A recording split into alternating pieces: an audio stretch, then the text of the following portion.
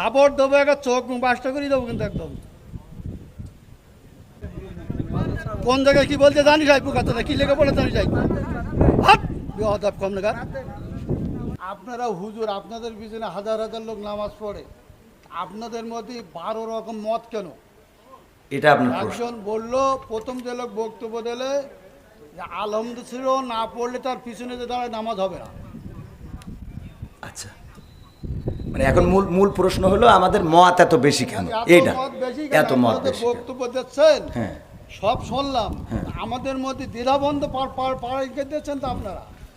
একজন বললো যে নামাজ হবে না, আচ্ছা আদৌ হবে না, আচ্ছা তিনি খুব নাম করা উচিত, 5 জনের মধ্যে তিনি প্রথম। আচ্ছা, দুজন বললো আদৌ নামাজ হবে না, পিছনে আরামদের সুরা যদি না পড়ে। আচ্ছা, তারপর একজন বললো না, আরামদের পড়া যাবে না, একজন যখন জোরে ইমাম পড়বে তখন পিছনে পড়ার কোনো যুক্তি নেই। আচ্ছা, 5 জনের তিনজন একমত, 2 জন একমত, আমরা কোন পথে যাবো? এখানে বিষয়টা হলো ইখতিলাফ আলেমদের না বাবারে। আমার তো তাহলে এবার আমি একটু উত্তর দিই, সেটা হলো আমি তো অত বড় হুজুর এই বিষয়ে বড় হুজুর উত্তর দিক নাকি? আমি শুধু এতটুকু বলি, সেটা হলো ইখতিলাফটা আলেমদের, এই ইখতিলাফ এটা এখন শুধু না, বিশ্বনবী সাল্লাল্লাহু আলাইহি সাল্লামের সাহাবীদের যুগেও ইখতিলাফ ছিল। এটা মত পার্থক্য থাকবে। আপনি একজন চেয়ারম্যান, বাংলাদেশে অসংখ্য চেয়ারম্যান আছে না নাই? তো সব চেয়ারম্যান কি একই সুরে কথা বলে? বলেন। ইসলামের মধ্যে ভেদাভেদ হবে কেন? চেয়ারম্যানই করে এক জিনিস আর ইসলাম এক জিনিস। চেয়ারম্যান আর ইসলামের মধ্যে আপনারা তো বুঝাইতে পারবেন না। আমি যদি বলি, যেমন আপনি একজন আলহাজ মানুষ, দেখেন আপনি সব বাদ দেন, ইসলামের বেসিক কিছু নিয়ম আছে। ইসলামের কোনো সম্পর্ক নেই। আচ্ছা, ইসলামের তো আপনি হজটা করেছেন, তাই না?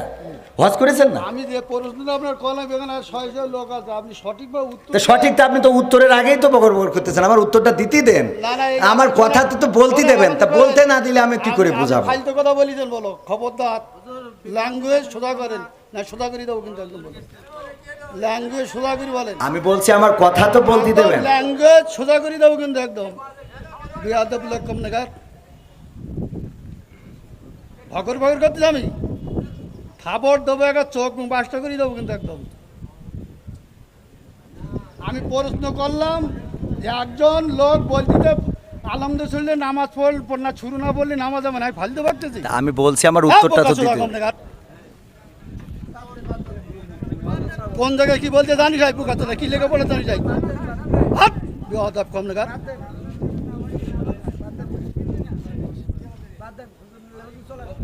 একদম বাস্ত করে দেবো চোখ একদম।